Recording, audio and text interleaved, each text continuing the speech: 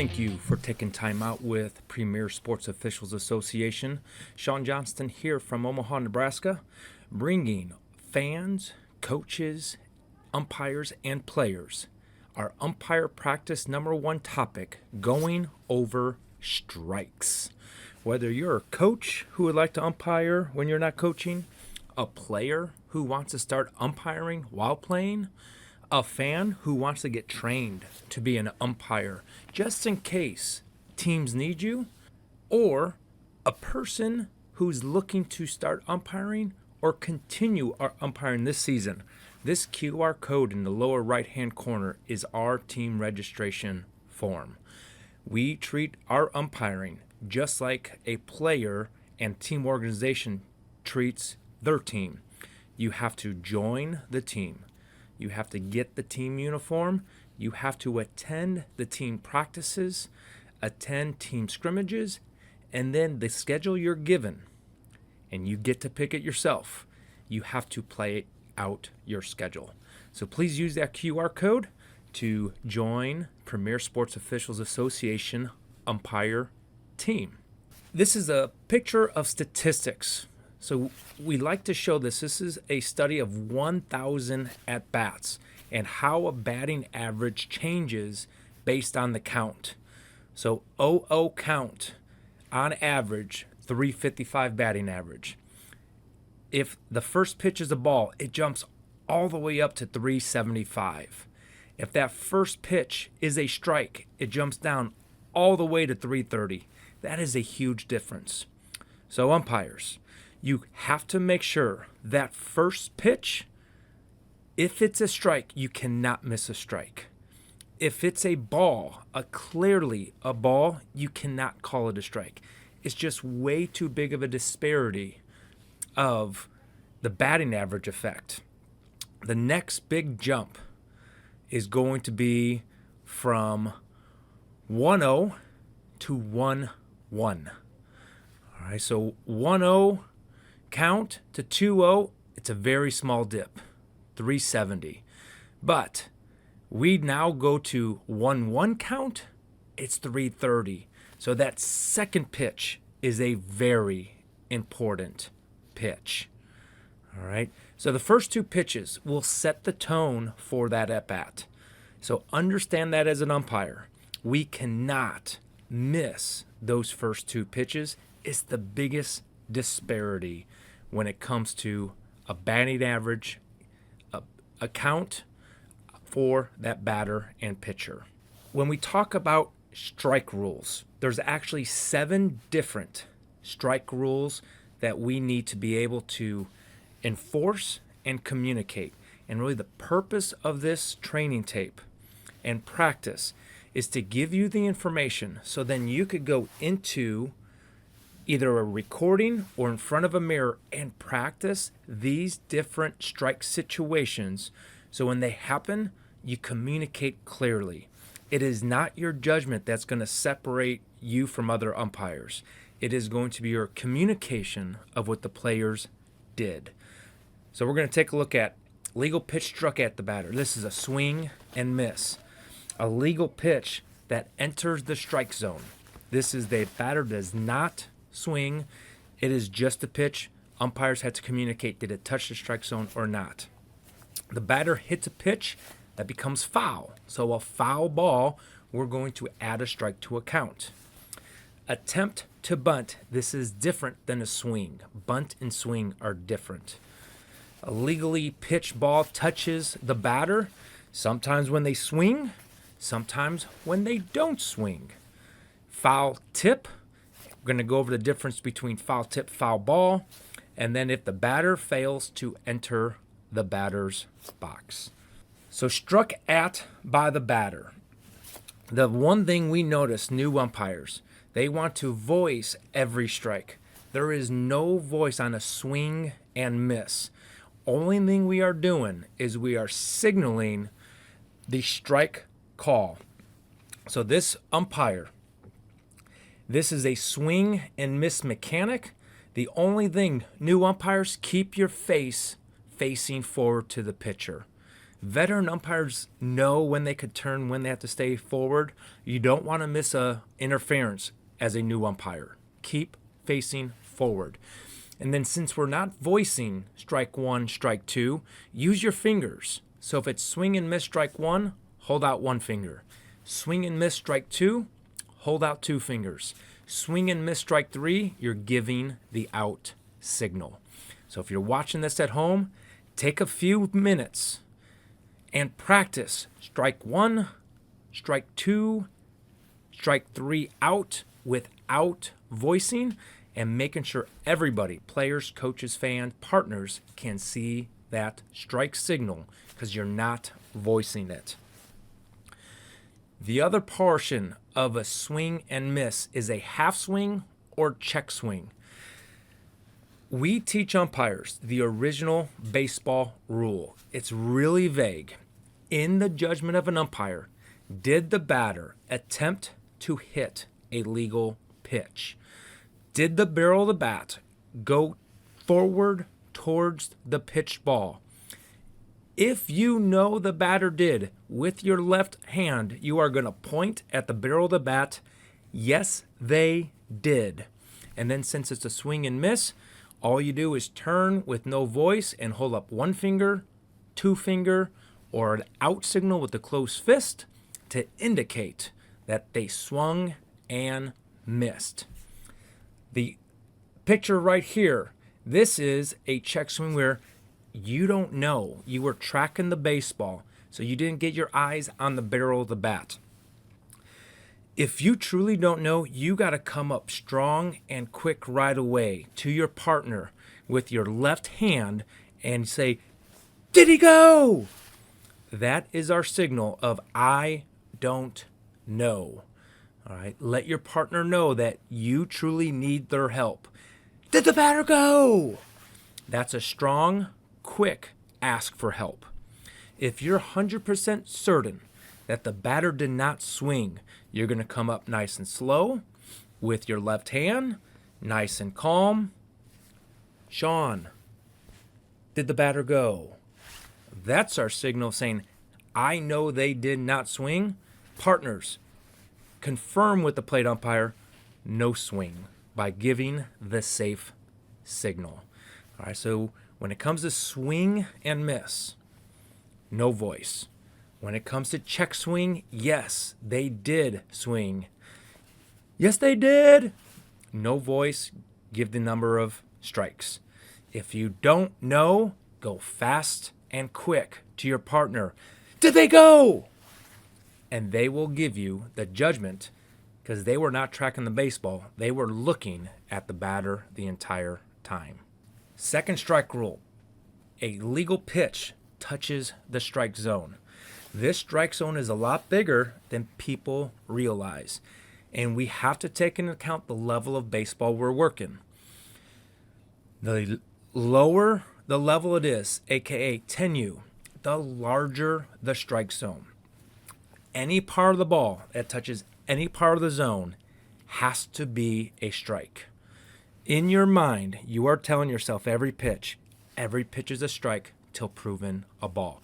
The catcher is the one who tells you if it's a ball or not. They're going to move their glove way out of the zone and bring it back in the zone. That's how coaches know the strike zone from the dugout. So umpires, don't tell coaches, you can't tell from over there, coach. Yes, they can. It's because of the catcher. So as umpires, use how the catcher receives the ball to help you. So if you're a player listening to this practice and you're a catcher, just stick it. Make us umpires work. Because if you bring it back into the zone, not only are you telling us as umpires it's a ball, you're telling coaches and fans it is a ball as well. Now let's say the catcher sticks it. And you're like, ooh, is that a strike or is that a ball? When in doubt, it is a strike. We want to err on the side of strikes. That is what gets batters swinging. That is what gets the bat hitting the ball. That's what gets the ball put in play. And that's when cheering happens. That's what people come to the ballpark. When in doubt, it's a strike. Every pitch is a strike till proven it's a ball. And any part of that ball that touches the strike zone is a strike. So Major League is actually 23 inches wide. All right. We here at Premier Sports Officials, especially at the select level, we are batter's box to batter's box. All right, 29 inches wide, as so long as that catcher sticks it when it's within the river off the plate. The next rule is foul. All right, there's 4 types of foul balls. A bounding ball beyond first and third base. So this is a ground ball. And closer to the line, the louder and more emphatic you are with your hands and voice. So if it's within inches of that base, foul, foul, foul. Use your voice, use your signal. These hands have to be seen by everybody on tough foul ball plays, ground balls. Tough line drives. So this is lands beyond first and third base. It could be a fly ball to the outfield. It could be a line drive beyond third and first base when it first touches. If that ball clearly touches outside of that fair foul line, foul! Closer it is to the line, louder the voice and signal. If catcher gets in your way, batter gets in your way, first baseman, third baseman get in your way, timing, it's nothing until you call it something. Process all the information. If that first baseman starts sprinting for the ball, that first base coach is telling the runner to go to, both teams are telling you it's a fair ball. If the first base coach lowers their head, the runner stops running, the first baseman doesn't run for the ball, both teams are telling you foul ball. Okay, so understand timing is very important. Third type of foul ball, touches. A foul touched, not foul player, foul ball. So where's the ball when the player touches it? If it's over foul territory, foul. But wait until a player touches it. Don't assume they're going to touch it. You have to clearly wait. Timing, timing, timing. Blowing on the ball is touching the ball. If they blow on the ball in fair territory, you want to point to center field. The last one is stops. So that ball is hit. It is rolling. It is moving. It has not touched anything. It has not passed first or third base. Do not call anything until it is completely stopped. There are many fields around America where those grass cuts are very tall. And yes, it's rolling in foul territory away from the fair foul line. It hits the grass slip, and all of a sudden the momentum comes back into fair territory. If you call foul while it's still moving, that ball is dead by rule. You cannot change your call back to fair. When that ball is moving and it is not touched, it did not bound beyond first or third base, wait until it stops before you call foul ball. Our next strike category is bunt attempt. This is where a bat moves towards a legally pitched ball, and the batter does not have to pull the bat back to avoid an automatic strike. If that batter squares, as in these first 2 pitchers right here, they can leave the bat out in front of their hip, out in front of home plate. As so long as that bat does not move towards the pitched ball, they can keep their bat there. When in doubt, any movement is towards the ball. We are going to get a bunt attempt. But if they're just keeping the bat out there to freeze the catcher, keep that catcher back while their teammate is stealing, that is legal. The other thing, this third pitcher, see how the hands are together? This is not a bunt attempt. The hands have to be separated on the bat for that to be a bunt attempt. All right. This third picture, this is a swing attempt. All right. 2 different rules that we have to decipher. Now, the other rule that we need to understand with 2 strikes and there's a bunt attempt, if it's foul, that batter is out. So swinging foul balls, it could be 13 foul balls in a row. a bunt with 2 strikes. Time. Foul ball. Batter out. So now let's take a look at some videos of a bunt attempt missed. See how that barrel of the bat went towards the ball? That is a bunt attempt because his hands are apart, and that barrel of the bat went towards the pitched ball. Strike 2, and there is strike 3. So one more time with these bunt attempts. Point, strike 1 finger. The second one is going to be bunt miss, strike 2, 2 fingers. And then the third attempt, even if that was a foul ball, he would be out. Next rule is a pitched ball that hits the batter. Whether they swing or don't swing, both times the ball is dead immediately. Time. So if a pitched ball strikes the batter, the first thing you're doing as an umpire is calling time. That's going to allow you to process what just happened. So we're going to take a look at video. Are hands part of the bat? Absolutely not. When a player buys the bat, they do not get a new pair of hands. So if they swing and it hits their hands, time. Hit the batter in the hand. Strike. If it's strike 1, hold out 1 finger. Strike 2, hold out 2 fingers. If it's strike 3, that batter is out. If the batter doesn't swing and the elbow, the hands, the knee go into the strike zone and that pitch is a strike, time. Strike 1, time. Strike 2, time. Strike 3. Ball is dead immediately. A batter cannot go towards that ball in the strike zone, otherwise it is a strike. Now let's take a look at the plays. Play number 1, swing, and it goes off the batter's hand. So let's take a look at the play. Swing, miss, hits the batter. Time, time, hit the batter. Batter is out. The count is a 1-2 count. Bases loaded, 1 out. We have to be very strong here because now rule is swing and miss is a strike. Once it hits him, time, time.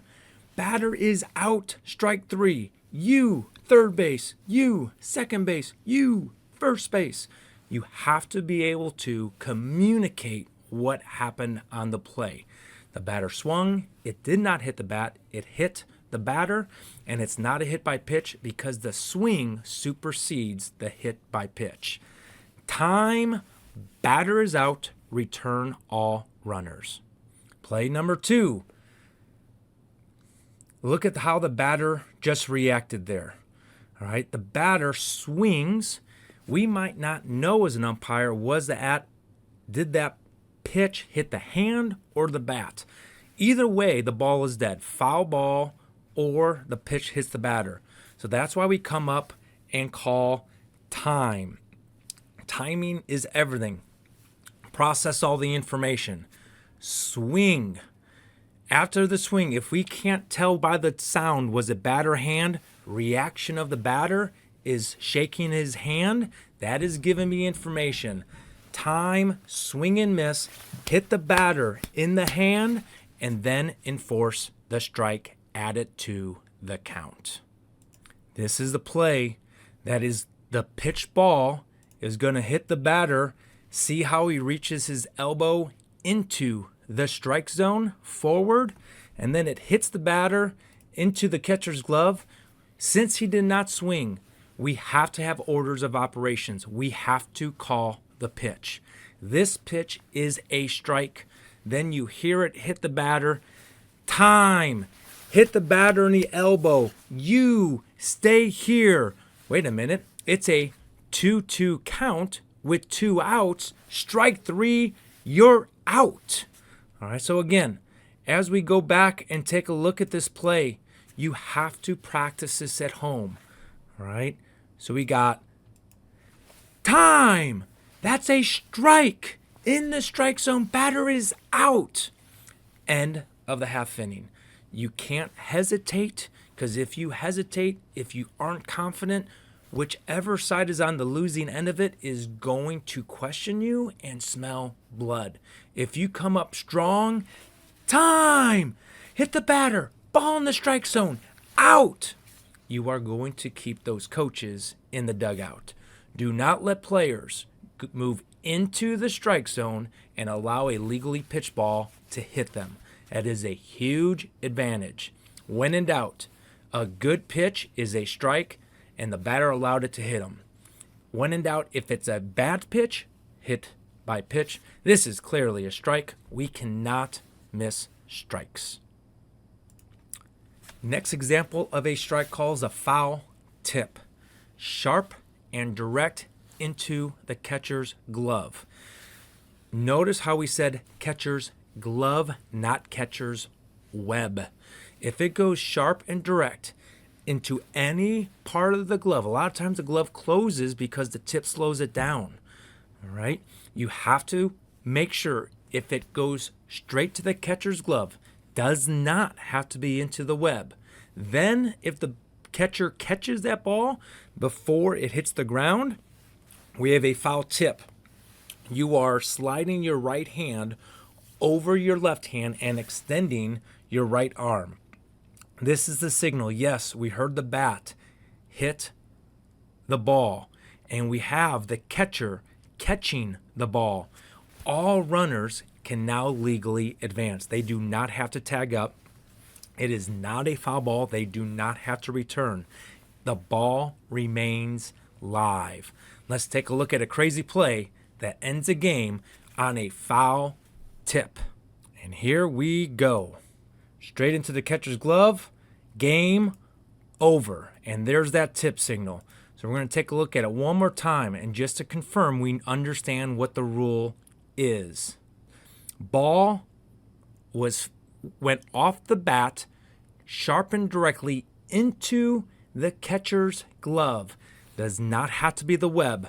The ball then goes up into the air. The ball then touches the hand, which can legally happen when a player is going for a catch. As so long as this ball does not hit the ground, and this catcher is the one who secures firm control of this ball with voluntary release, it is now a catch. Since there was 2 strikes on the batter is now out. We added the strike to the count. Game is over. Correctly called, great mechanic, right arm over the left hand, and then waiting till that catcher secures the ball, signaling out. The last type of strike we may have to enforce, but this is in egregious situations. By rule, when one at bat is over, the next batter is coming in. That new batter has 30 seconds to enter the box and get his hands up, eyes looking at that pitcher, ready to bat. If a player refuses to enter the box after a polite gesture of please enter the box, and they say, no, I'm not ready, you can, by rule, call time, award a strike. Now, in between pitches, so here comes pitch 1, strike 1. That batter must keep 1 foot inside that batter's box. They can't step out and take 3 warm-up swings. They must keep 1 foot in that box. From the time the pitcher gets the ball, that batter now has 10 seconds to get their hands up, eyes looking at that pitcher.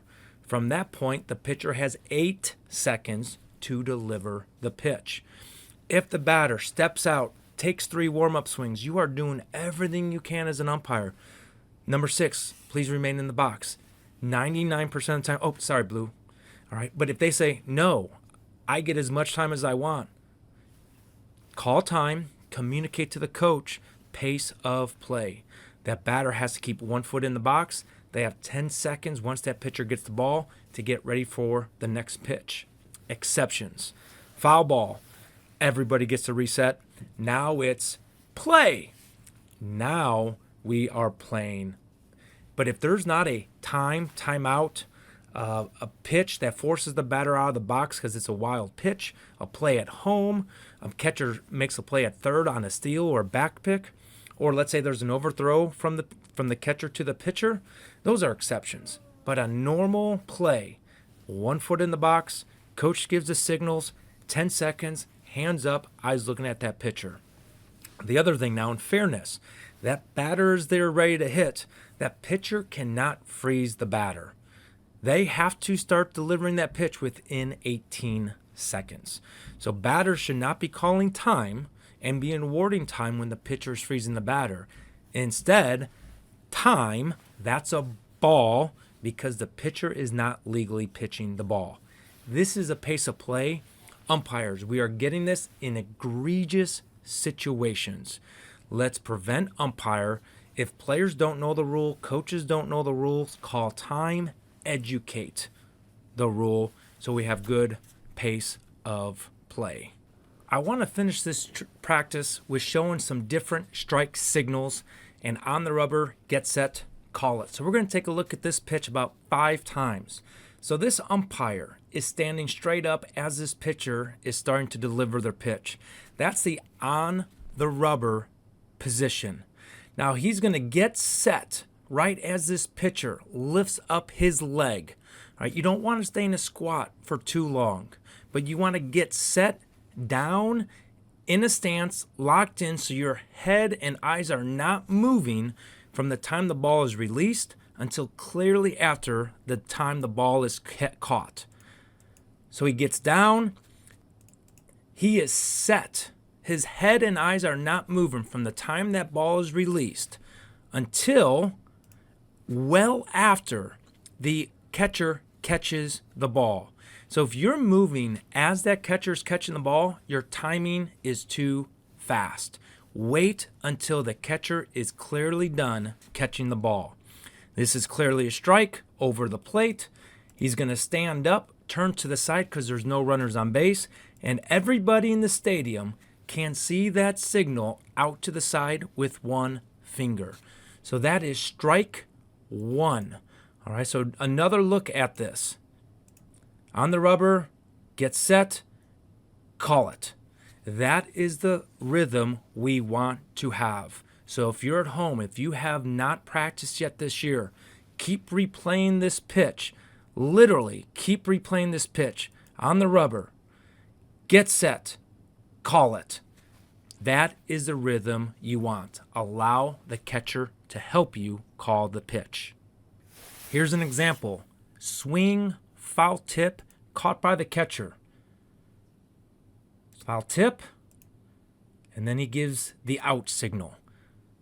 Again, timing is nice and slow. Everything happens before we signal. This is a good example of a swing and miss. Get set, swing and miss, keeping the head facing forward. Since it's strike 1, only one finger. Swing and miss, strike 3, giving the out signal facing forward. Remember, new umpires, keep your face facing forward the whole entire time. This is a perfect example why we have to stay facing forward. 2-2 count. Check swing. Yes, he did. Batter is out. Now, this batter cannot interfere with this catcher making a play, back pick to first base. If we turn our head, we can miss this. This is great umpiring, signaling and continuing to face forward so we do not miss interference. Looking sharp on the easy ones. Swing and miss, strike 3, batter is out. This is an example of a strike 3 call. Any part of the ball that enters any part of the zone from the front of the plate all the way to the apex of the plate. This is a strike. Nobody on base, so the catcher's not going to make a play. This is a clear, distinct, strong signal of a strike 3. Batter is out. Umpires, if you are veteran and you've been practicing going to the side, you can. Newer umpires, go straight back and do that lawnmower pull or straight up with a hammer, strike 3, batters out. Another example, this is a check swing. In the judgment of the umpire, the barrel of the bat went forward to catch the ball. So yes, they did. This is the one mechanic of swing. The ball was not caught, therefore it is a drop third strike, and then he is tagged out. Again, a lot of stuff going on in a very short amount of time. If you are not practicing the different out signals, the different strike signals, the different foul signals, and what that batter did, you are going to put yourself up to get yelled at. So, when you are done watching this training tape, go find a game on the internet. Find a game on TV. Mirror and practice what that umpire is doing so you look as firm, as crisp, and as strong as those umpires who've been doing it for years and years and years and years. As we conclude practice number 1, strike. The big 6 takeaways. Strikes cannot be missed. So if it's in doubt, ball or strike, it is a strike. Every pitch is a strike until proven it is not. Number 2, you cannot make a clear ball into a strike. The statistics is just way too skewed against the batter already. 2, 3-0 automatic strike. There is no such thing. It's okay to have a big strike zone, but it's a big strike zone 0-0. It's a big strike zone 3-0. It's a big strike zone 0-2. Keep it consistent. Understand the impact on strikes. 0-1, 1-0, huge difference. 2-0, 1-1, huge difference. 2-1, 1-2, huge difference. Do not make up a call. Communicate what the players do. Practice in a mirror. Record yourself. Communicate clearly. How do your strike calls swing and miss without a voice look?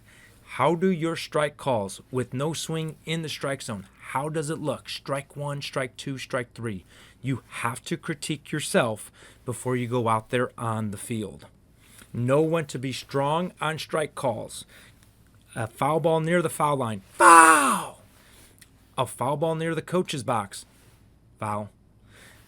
Understand the intensity of the moment.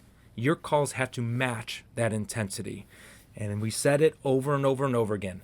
This training tape gave you drills, gave you examples. Now you got to go home and you have to practice. Practice in a mirror, practice in a camera.